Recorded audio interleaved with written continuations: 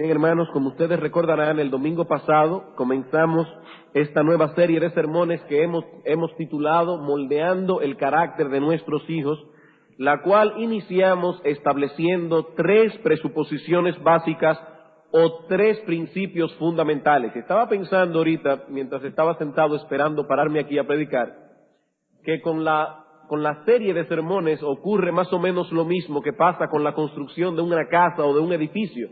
Cuando uno busca a un arquitecto, un ingeniero para que le diseñe y le construya una casa, uno está esperando y deseando ver rápidamente las paredes ya levantadas, pero resulta que al principio el trabajo es muy lento. Tienen que comenzar a excavar en el solar, comenzar a poner el fundamento, pero eso es necesario. Si no ponemos un fundamento seguro, no vamos a edificar una casa segura. Y de igual manera, cuando hablamos de que vamos a predicar o hablar sobre cómo moldear el carácter de nuestros hijos, quizás muchos de nosotros estamos esperando que nos digan algo rápidamente, algo práctico. Cómo lidiar con los problemas de nuestros hijos, cómo trabajar con ellos en el hogar, qué hacer cuando no nos obedecen, qué hacer cuando hay una rebeldía, qué hacer cuando esto, qué hacer cuando aquello. Pero hermanos, aquí estamos primero poniendo el fundamento. Tenemos que tomar tiempo para dar estos principios fundamentales, los principios que van a sostener el edificio. Vamos a tener que esperar con paciencia hasta que esas paredes puedan comenzar a ser levantadas.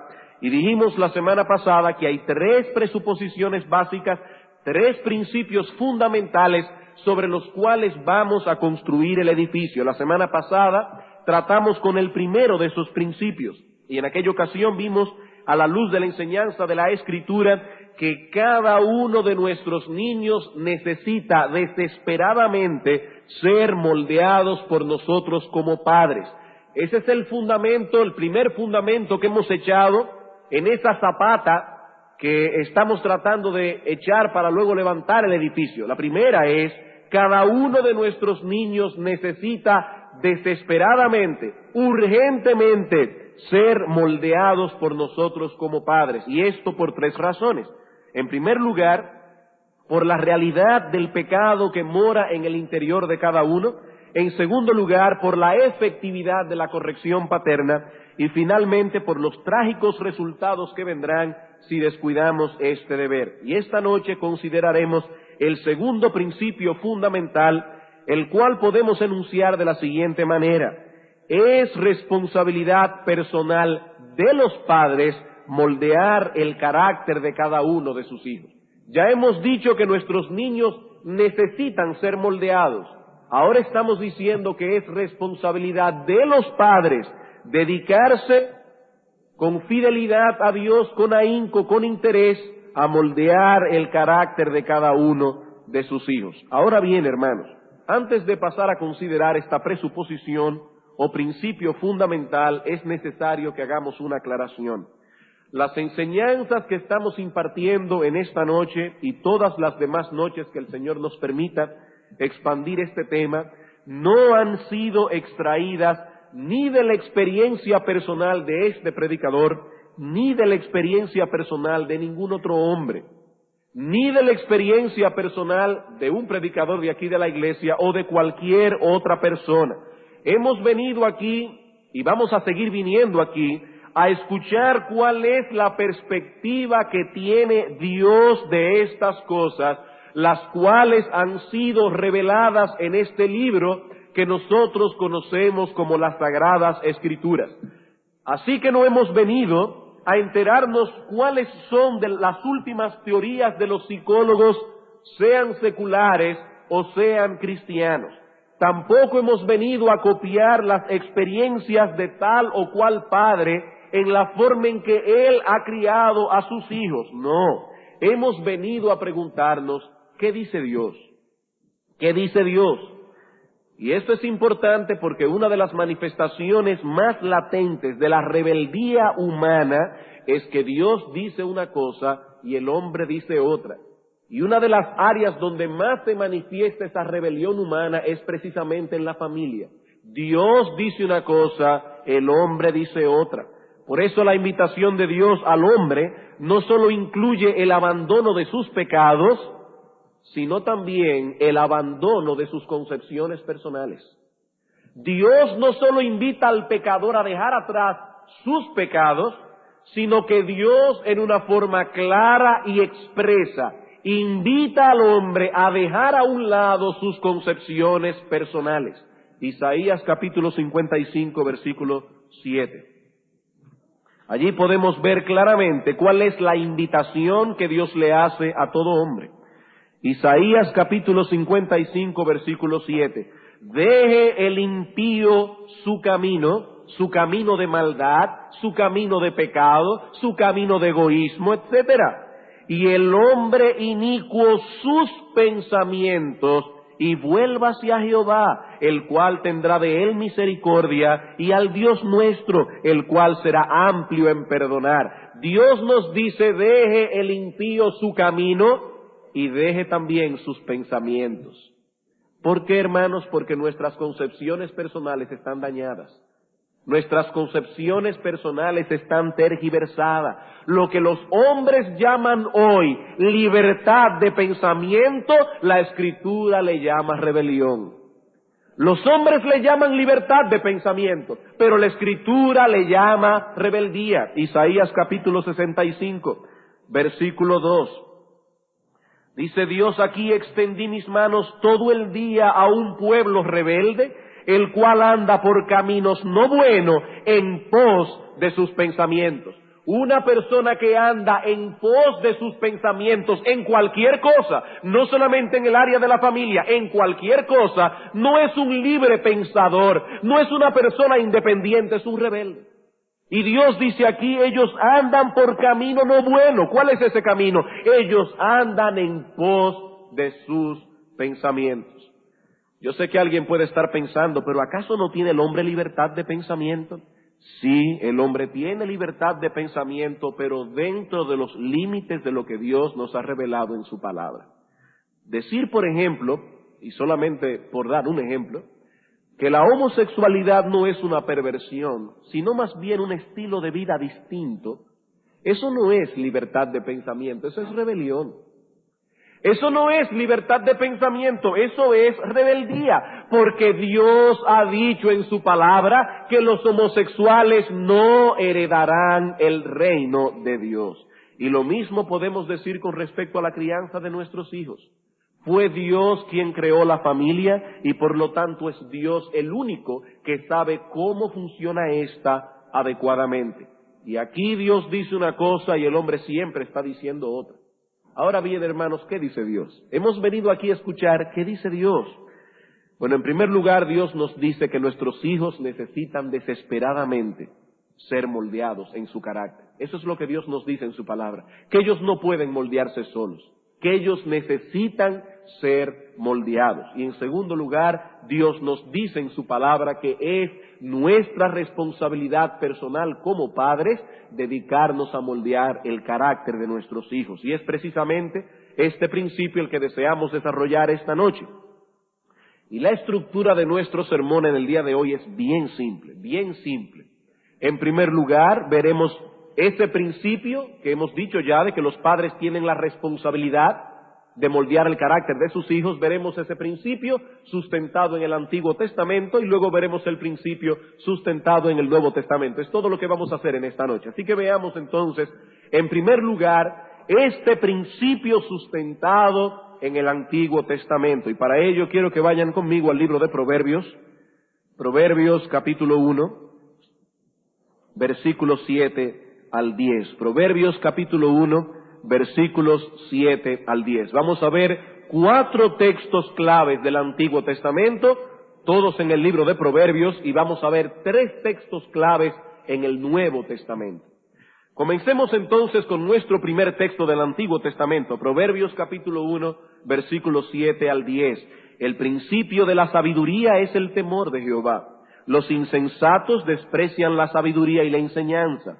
Oye, hijo mío, la instrucción de tu padre, y no desprecies la dirección de tu madre, porque adorno de gracia serán a tu cabeza y collares a tu cuello. Hijo mío, si los pecadores te quisieren engañar, no consientas. Como ustedes pueden haber notado desde el sermón anterior, el libro de Proverbios ocupa un lugar clave en el tema que estamos tratando. Todo padre que quiera ser fiel a Dios en su tarea de moldear el carácter de sus hijos debe familiarizarse con este libro inspirado. Nosotros debemos verlo, hermanos, como si fuera nuestro libro de texto. Un libro de texto fundamental, no uno entre otros. Un libro de texto fundamental en el temor, en la tarea, de criar a nuestros hijos en el temor de Dios. Y el propósito de este libro lo vemos expresado en los primeros 6 versículos. Dice, los proverbios de Salomón, hijo de David, rey de Israel, para entender sabiduría y doctrina, para conocer razones prudentes, para recibir el consejo de prudencia, justicia, juicio y equidad, para dar sagacidad a los simples. La palabra simple en hebreo da la idea de una persona que tiene una mente tan abierta que cualquier idea puede penetrar en su corazón, cualquier idea puede entrar en su mente y hacerlo actuar de cierta manera. Es decir, un simple es una persona muy influenciable. En inglés hay una palabra más apropiada que sería la palabra naïf, una persona muy simple, muy influenciable, que puede ser movida con facilidad. Dice que el libro de Proverbios puede dar sagacidad a una persona así, puede dar a los jóvenes inteligencia y cordura. Si un joven es sabio, aumentará su saber. Un entendido adquirirá consejo para entender proverbio y declaración, palabras de sabios y sus dichos profundos. Ese es el propósito del libro de Proverbios. Y el texto clave de todo el libro es el versículo 7. El principio de la sabiduría es el temor de Jehová. Ese es el tema del libro, la sabiduría que viene del temor de Dios. Salomón está aquí instruyendo a su hijo en la sabiduría, entendiendo por sabiduría la capacidad de emplear los mejores medios para los mejores fines. Cuando nosotros hablamos de un hombre o una mujer sabios, estamos hablando de una persona que tiene la capacidad de emplear los mejores medios para lograr los mejores fines. Es decir, un hombre sabio puede discernir entre el bien y el mal, y a la hora de tomar una decisión, decidirá lo que es mejor, tanto para la gloria de Dios, como para su propio bienestar y el bienestar de otros. Así que una persona puede ser muy inteligente, puede haber acumulado una gran cantidad de conocimiento y aún así no ser sabio. No necesariamente una persona sabia es inteligente, no necesariamente una persona inteligente es sabia. Puede haber un hombre, puede haber una mujer que haya tenido la oportunidad de acumular una gran cantidad de conocimiento y no ser aún así una persona sabia. ¿Y cuál es el deseo de todo padre piadoso y sensato? ¿Que sus hijos sean inteligentes o que sus hijos sean sabios? ¿Cuál es el deseo de todo padre piadoso, de todo padre sensato? Bueno, quisiéramos que sean inteligentes y sabios. Pero si tenemos que elegir entre una de las dos cosas, hermanos, oremos a Dios que nos dé hijos sabios. Porque hay muchas personas inteligentes en este mundo con vidas destrozadas. Hay muchas personas geniales en este mundo con vidas destrozadas, vidas destruidas, personas inservibles cuya vida no sirve para nada. Así que, hermanos, todo padre piadoso, todo padre sensato debe desear que sus hijos lleguen a ser sabios, que a la hora de enfrentar la vida sepan tomar las mejores decisiones y usar los mejores medios para lograr los mejores fines. Ahora bien, Salomón nos dice en los versículos 7 al 10 que hay 3 fundamentos necesarios para obtener esa sabiduría. Hay 3 cosas necesarias para poder obtener esa sabiduría. En primer lugar, dice él, que si deseas obtener sabiduría, debes adquirir temor de Dios. El principio de la sabiduría es el temor de Jehová. El temor de Dios es el principio, la fuente de donde emana la sabiduría, la parte principal y fundamental de ese conocimiento.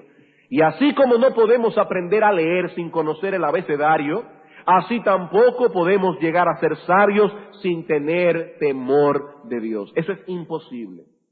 El hombre que teme a Dios toma en serio sus amenazas. El hombre que teme a Dios sabe cuáles son sus mandamientos y sabe que esos mandamientos deben ser obedecidos por su propio bien. El hombre que teme a Dios aprende a ampararse en las promesas divinas. Pero hermanos, ¿qué le pasa a un hombre que no tiene temor de Dios? Un hombre que no tiene temor de Dios es una especie de barco navegando a la deriva en una noche oscura e intempestuosa, sin carta de ruta y sin brújula. Eso es un hombre que no teme a Dios. Y por lo tanto es imposible ser un hombre sabio sin temor de Dios. Eso no puede ser. Ese hombre está navegando en una noche oscura, tempestuosa, sin carta de ruta y sin brújula. No puede llegar a ningún sitio. Por lo tanto, no puede ser un hombre sabio. El primer fundamento para poder obtener la sabiduría es el temor de Dios. En segundo lugar, Salomón nos dice que para obtener esa sabiduría se necesita dirección e instrucción paterna. Para poder obtener la sabiduría se necesita instrucción y dirección paterna. Versículos 8 y 9. Oye, hijo mío, la instrucción de tu padre y no desprecies la dirección de tu madre, porque adorno de gracia serán a tu cabeza y collares a tu cuello. Algunas personas supuestamente están dispuestos a aceptar lo primero como bueno y válido, es decir, el temor de Dios, mientras que al mismo tiempo desprecian la instrucción y dirección paterna. Pero ¿qué dice Dios aquí? Dios dice, hijos míos, si deseáis obtener la sabiduría, no solo debéis vivir en el temor de Dios, sino que también debéis escuchar lo que dicen vuestros padres. Eso es lo que dice Dios aquí.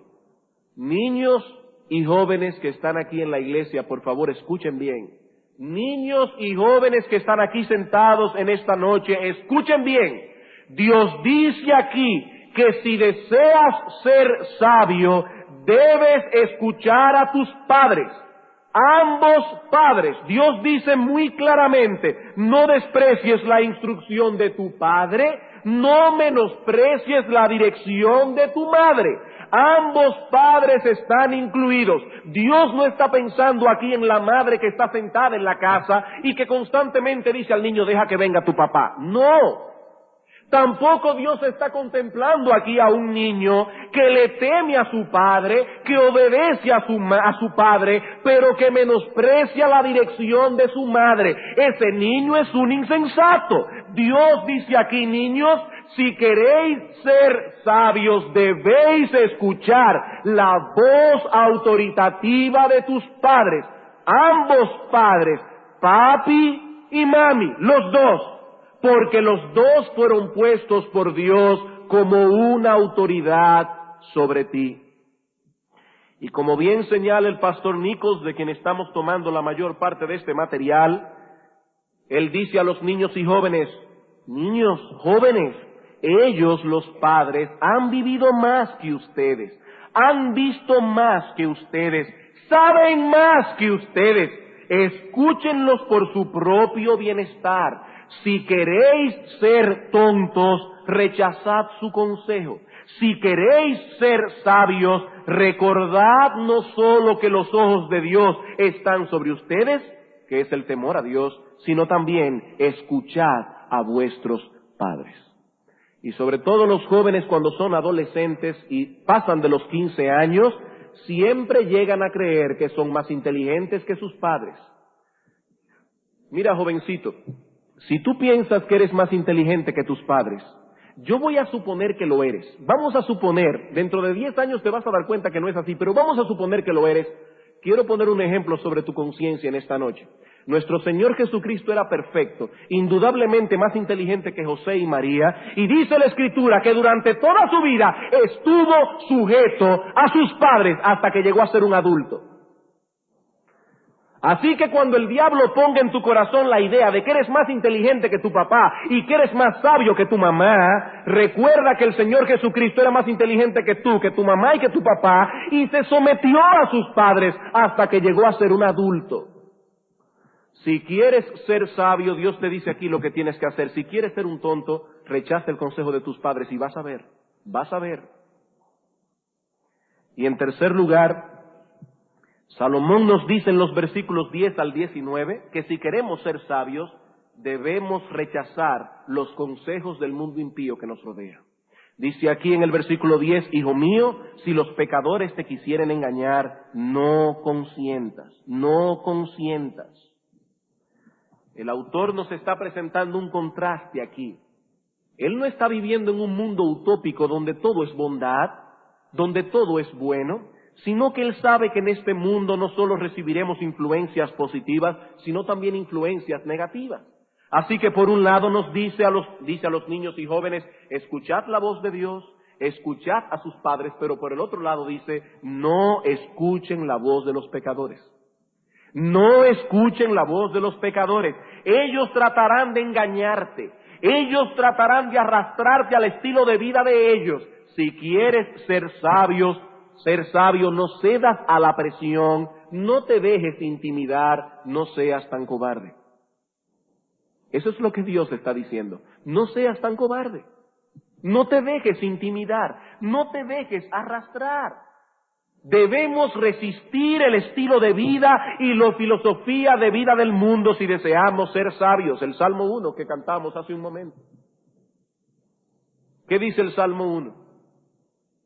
Que si queremos ser sabios debemos tomar la senda distinta a la del consejo del malo. Bienaventurado el varón que no anduvo en consejo de malos, ni estuvo en camino de pecadores, ni en silla de escarnecedores se ha sentado, sino que en la ley de Jehová está su delicia, y en su ley medita de día y de noche. Será como árbol plantado junto a corriente de aguas, que da su fruto en su tiempo, su hoja no cae, y todo lo que hace prosperará. Ese es el resultado de ser un hombre y una mujer sabio.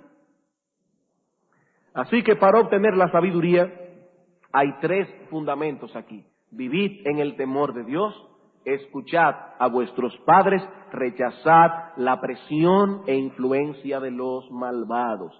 Vivid en el temor de Dios, escuchad a vuestros padres, rechazad la presión e influencia de los malvados. Pero, hermanos y hermanas que me escuchan, esta enseñanza presupone algo. Esta enseñanza presupone algo. Nos sentimos contentos los padres ahora porque nuestros hijos están aquí sentados escuchando estas cosas y decimos, qué bueno que mi hijo, mi hija está oyendo esto. Pero hermano y hermana, aquí hay algo que te atañe a ti como padre primariamente. Aquí hay algo que te atañe a ti como padre primariamente. Salomón está presuponiendo que nuestros hijos están recibiendo instrucción, tanto del padre como de la madre. Hay una presuposición envuelta en el texto. Muchos jóvenes terminan escuchando el consejo de los malvados porque no encontraron en el hogar las respuestas que tenían a sus preguntas. No lo encontraron. Tenían temor a ser defraudados por padres que nunca tenían tiempo. O sencillamente nunca llegaron a desarrollar con sus padres una relación abierta de comunicación desde que nacieron. No llegaron a fomentar esa relación. Quisieron esperar que los niños sean más grandes. Y siempre había una razón para esperar que sean más grandes, para fomentar esa relación. ¿Y qué sucedió? Cuando surgieron las inquietudes y el joven llegó adolescente con muchas preguntas, decidió ir a buscar sus respuestas en otro lado. Esa fue su decisión. Hermanos, es importante que nos detengamos por un momento a considerar esto. Es importante.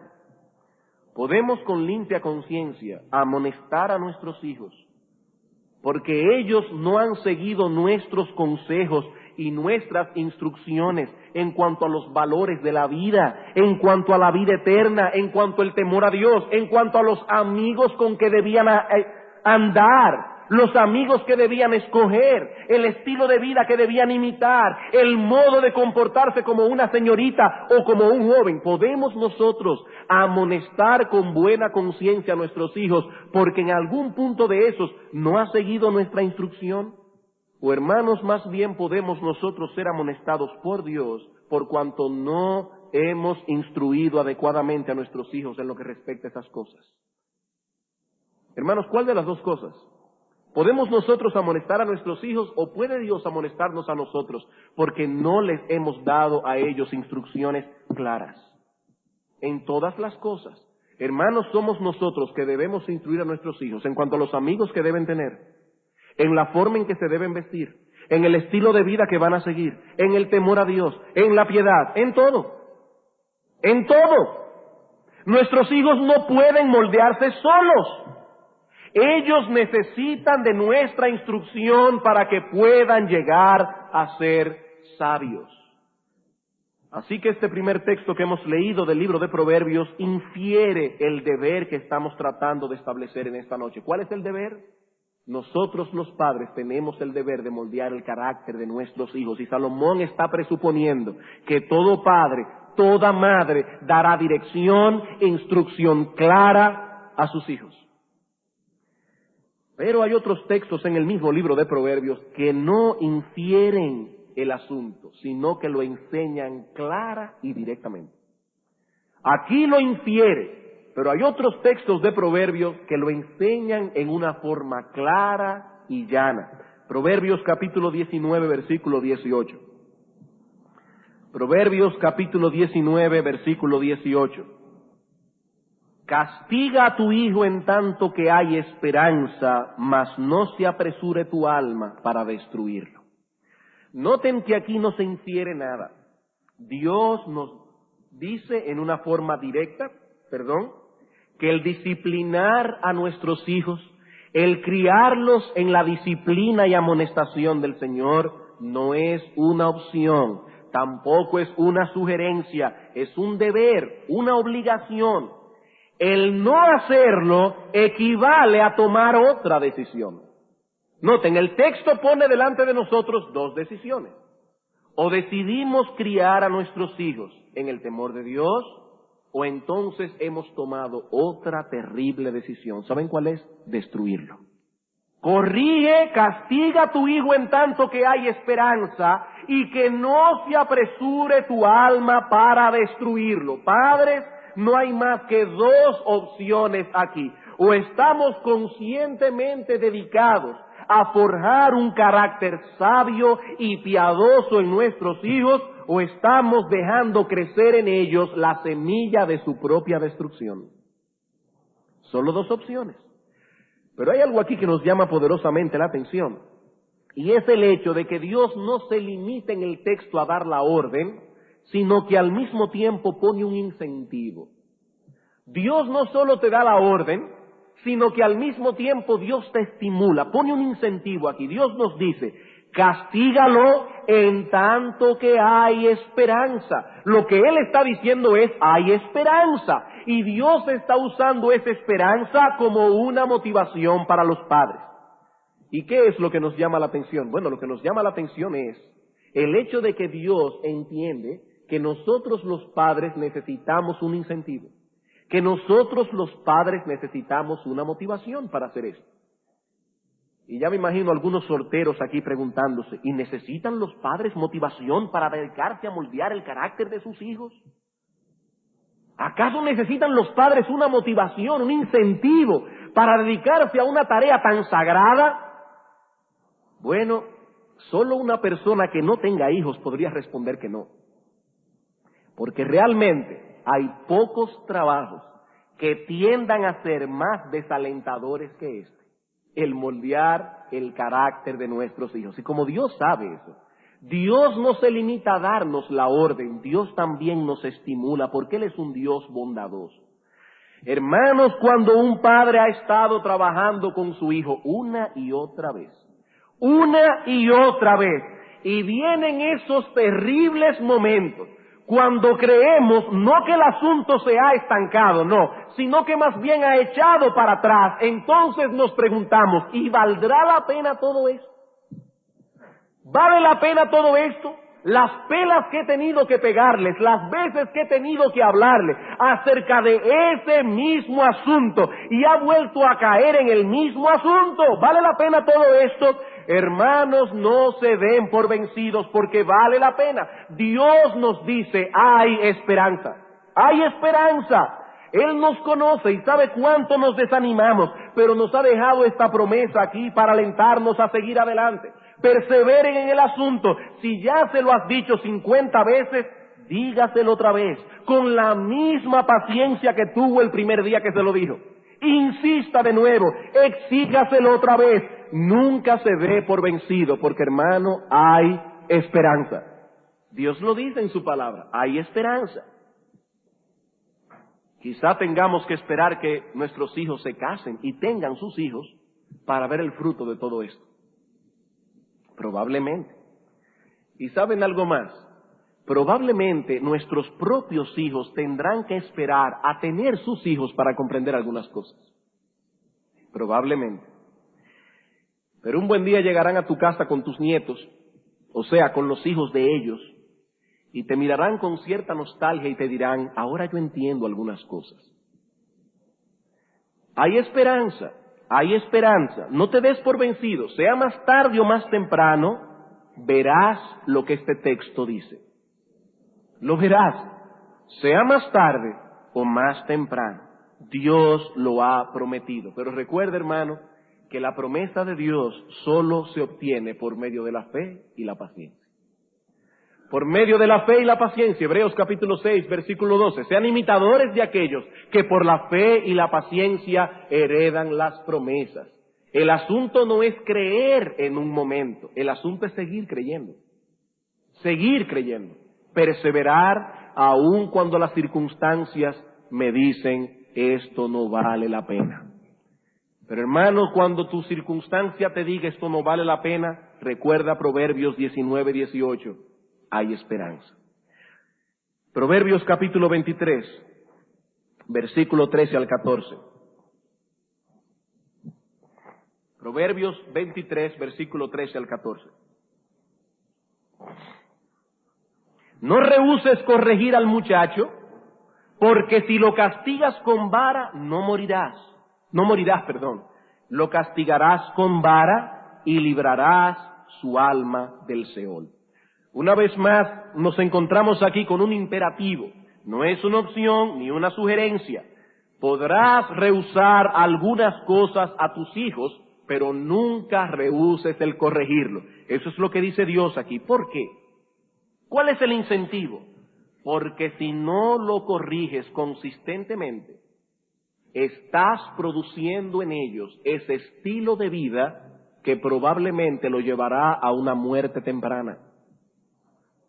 Si rehusas corregir a tu hijo, estás forjando, lo estás moviendo a ese estilo de vida que probablemente conduzca la vida de tu hijo a una muerte temprana. Así que mientras el texto anterior proveía de un estímulo a los padres desanimados, este texto provee un estímulo para los padres despreocupados, o los que están excesivamente ocupados en otras cosas. Aquel le decía al padre desanimado, hay esperanza. Este le dice a los padres despreocupados, hay un riesgo.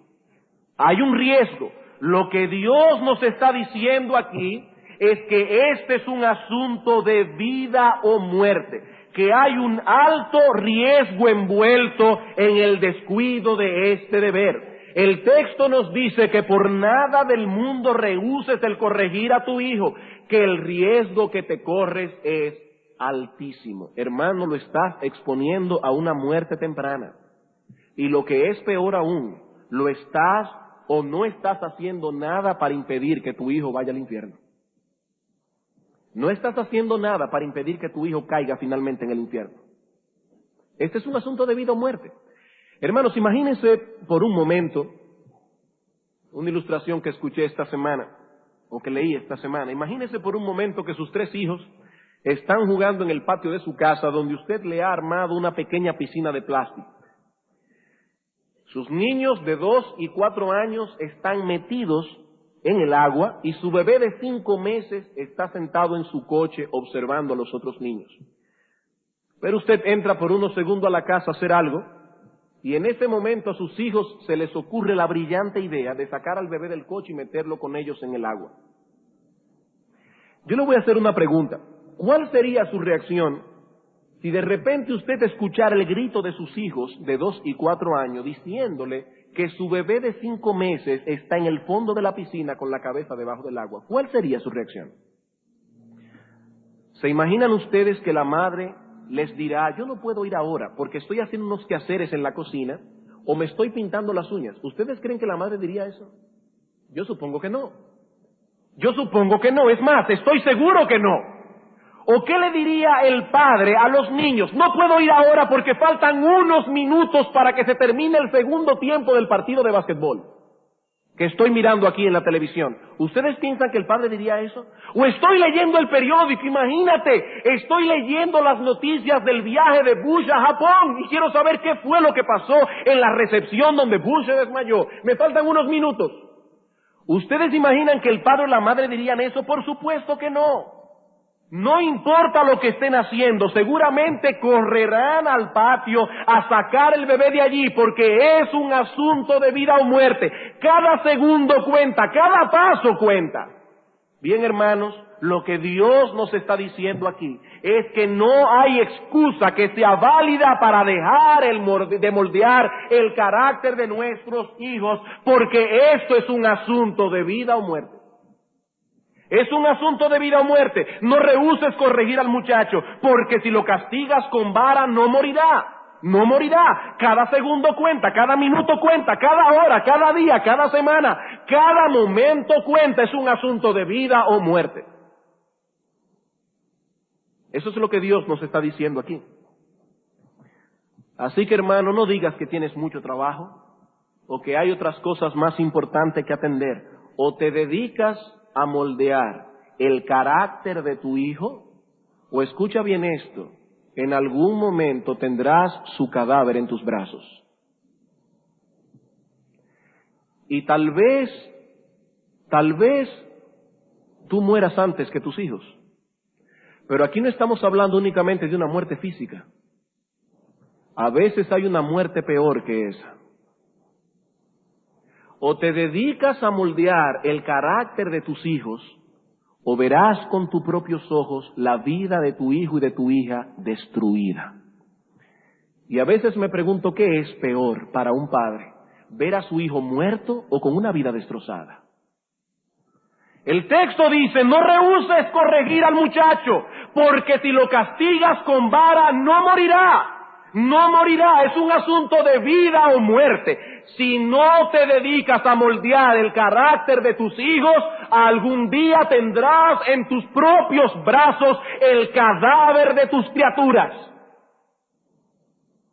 No hay tiempo que perder. No hay tiempo que perder. Ni un segundo, ni una hora, ni un día. Otro texto, Proverbios 29:17. Recuerden, hermanos, lo que estamos tratando de probar aquí. Estamos tratando de probar de que hay una responsabilidad en los padres de moldear el carácter de sus hijos.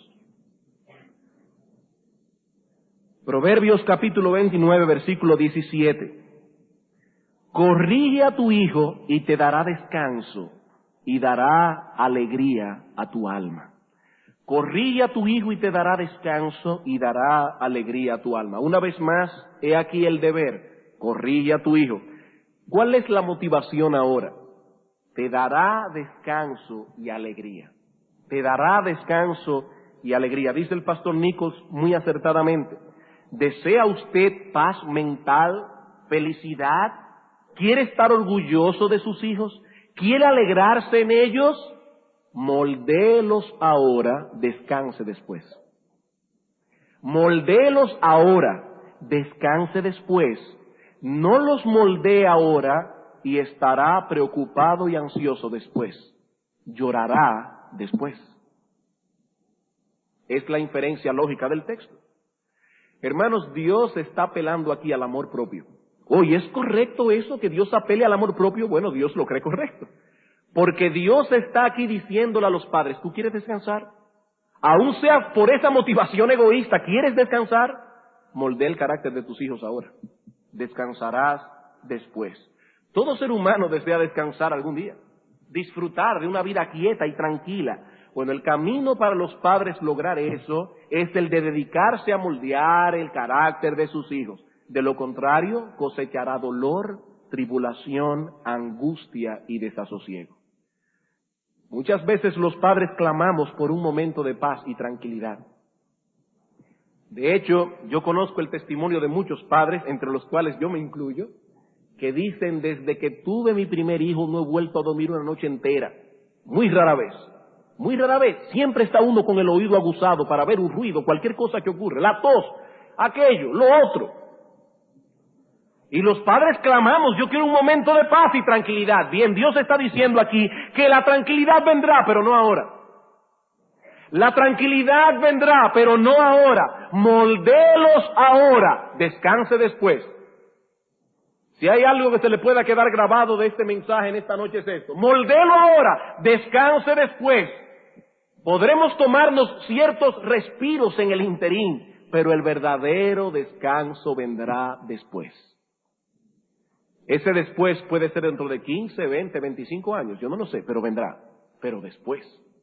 No ahora. No ahora. Algunas personas me preguntan: ¿cómo yo puedo saber si mi hijo o mi hija de 8 años es convertido? Espera que se case. Cuando tú lo veas que se casa con un hombre y una mujer piadoso, tú puedes decir: era creyente. Era creyente. Moldéalo ahora, descansa después. Es la fórmula bíblica. Dios te está prometiendo aquí tranquilidad, paz, sosiego, pero hermano, no ahora. No ahora. Bien, habiendo sustentado el principio con algunos textos del Antiguo Testamento, vamos ahora al Nuevo Testamento. Efesios capítulo 6, versículo 4. Vosotros, padres, no provoquéis a ira a vuestros hijos, sino criadlos en disciplina y amonestación del Señor. En este texto encontramos una enseñanza negativa y otra positiva. Aquí Pablo nos está hablando de dos filosofías de crianza distintas. Y se nos manda a seguir una de las filosofías y evitar la otra. En la parte negativa se nos dice que no debemos provocar a ira a nuestros hijos. En la parte positiva se nos manda en cambio a criarlos en la disciplina y amonestación del Señor. Y hay dos palabras aquí que debemos tomar en cuenta. La palabra disciplina es la misma que encontramos en el Antiguo Testamento traducida como castigo. Castigo. Y enfatiza básicamente el elemento de demanda que debe estar presente en el proceso de moldear el carácter de nuestros hijos. Es decir, que Dios no está esperando únicamente que nosotros le digamos a nuestros hijos lo que ellos deben hacer y después confiar en que ellos van a hacerlo. No, debemos darle la instrucción, pero al mismo tiempo debe venir una demanda. ¿Qué sucede si el niño no sigue la instrucción? ¿Qué sucede? ¿Qué ocurre? ¿Cuál es la consecuencia de que el niño no siga la instrucción? ¿Cuál es la consecuencia de que el niño se rebele contra la instrucción del padre? Así que en la crianza, en la disciplina y amonestación del Señor, tiene que haber demanda, tiene que haber consecuencia, pero al mismo tiempo tiene que haber dirección verbal y confrontación. Y esa es la palabra amonestación. Amonestación. Así que en el proceso de criar a nuestros hijos, en el proceso de moldear su carácter, deben estar envueltos estos dos elementos. Por un lado, debemos dar algunas directrices verbales, pero por el otro lado debe haber algunas demandas de que esas directrices sean obedecidas. Son los mismos elementos que encontramos en el Antiguo Testamento: vara e instrucción. Noten, hermanos, no puede haber uno sin el otro. No puede haber instrucción sin vara, no. Tampoco puede haber vara sin instrucción. Hay padres que les pegan a sus hijos simplemente y ellos creen que con eso están cumpliendo el proceso de crianza. Vamos a suponer por un momento que su niño está jugando en la sala y rompe un jarrón. El niño está asustado por lo que ha hecho. Usted lo toma por un brazo, o ahí mismo se lo lleva a un sitio y ¡pah!, le da su pela.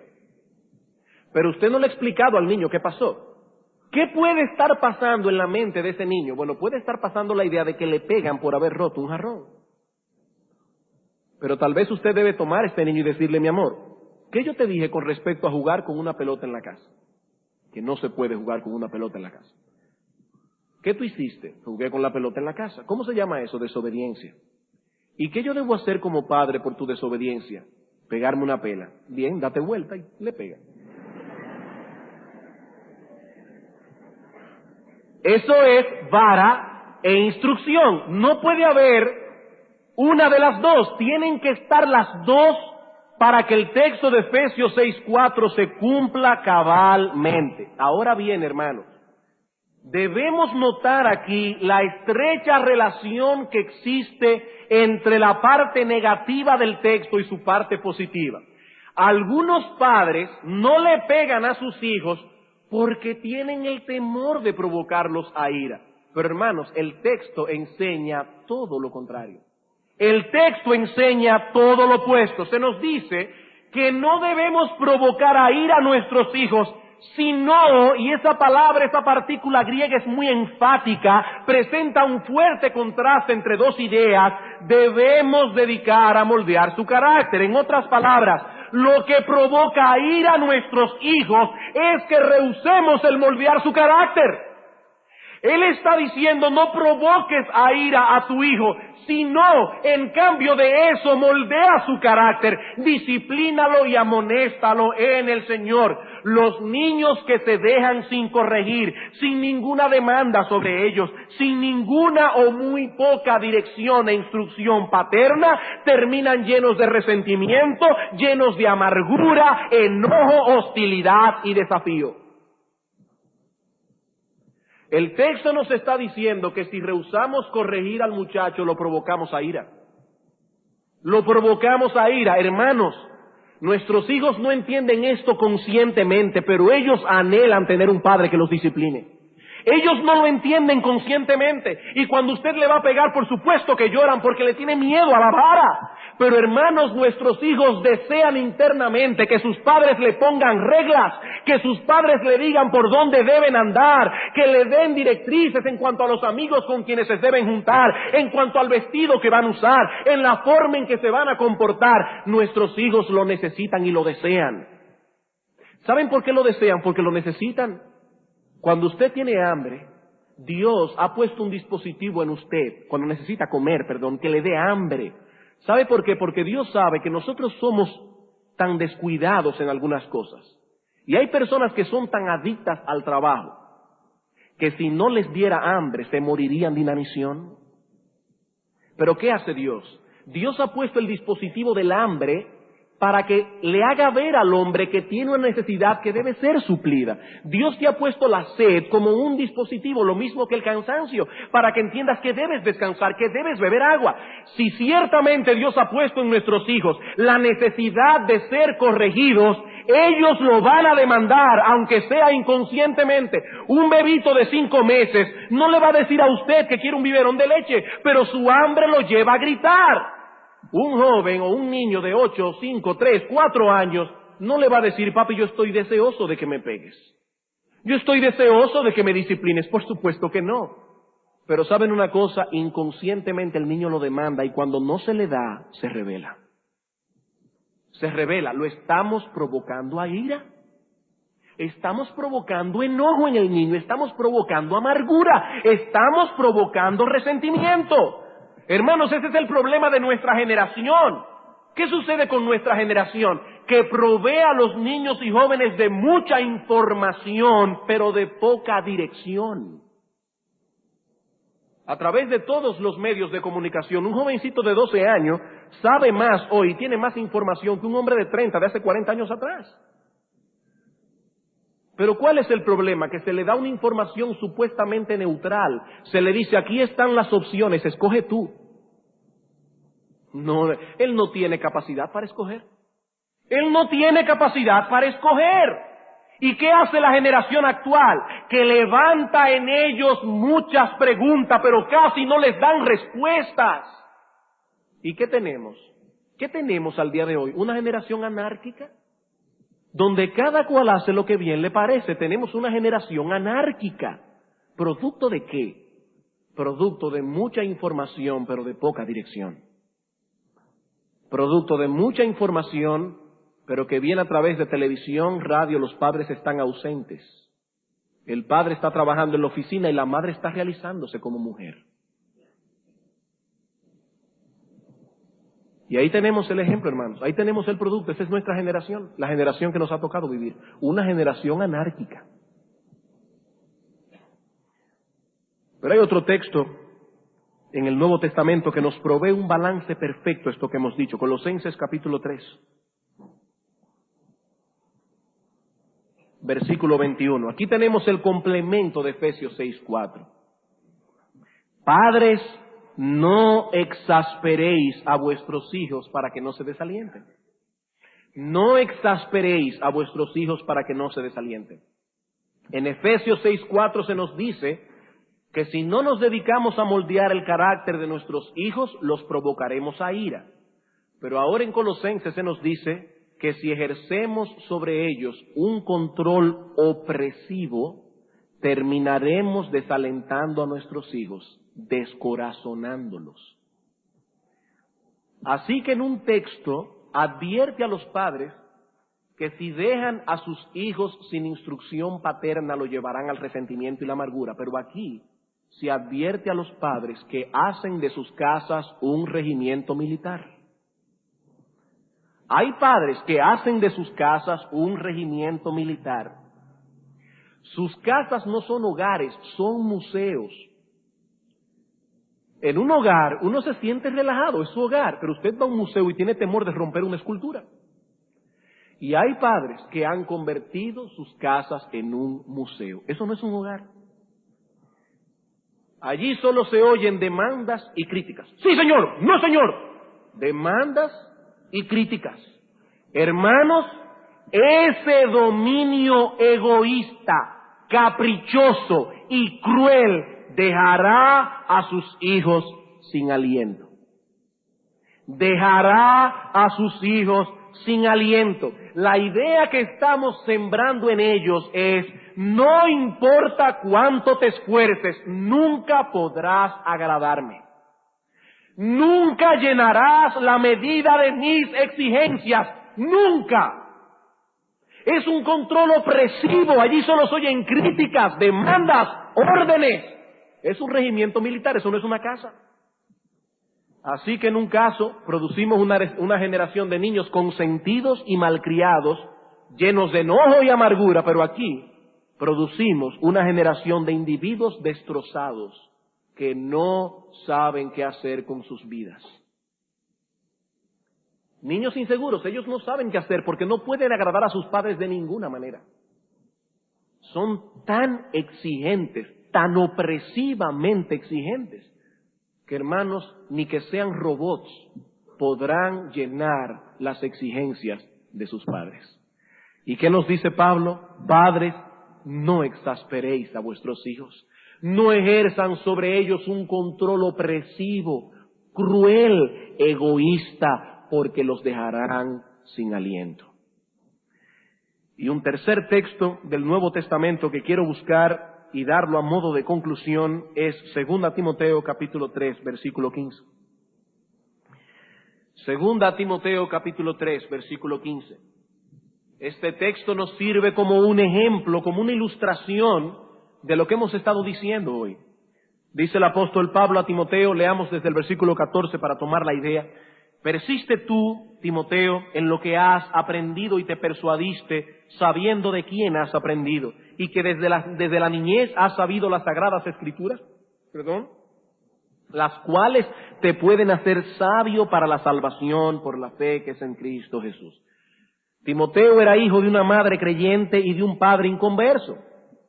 Pero Pablo nos dice aquí que este niño, a pesar de haber crecido en un hogar mixto, es decir, en un hogar donde los dos padres no son cristianos, sino solo uno de ellos, eso es un hogar mixto, aún así, Timoteo aprendió desde la niñez las sagradas escrituras. Por medio de su madre Eunice y de su abuela Loida, este niño conoció desde su más tierna infancia la palabra de Dios.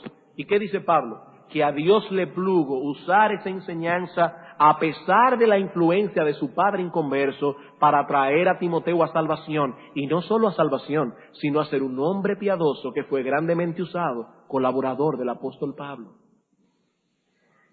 Así que estas mujeres, Eunice y Loida, no se excusaron en el hecho de que el padre era inconverso.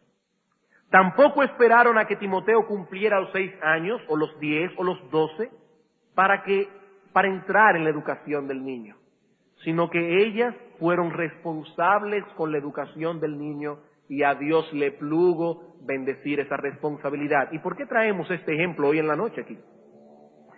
Hermanos, porque puede ser que muchos aquí estén en una situación similar a la que tuvo que enfrentar Eunice en su casa.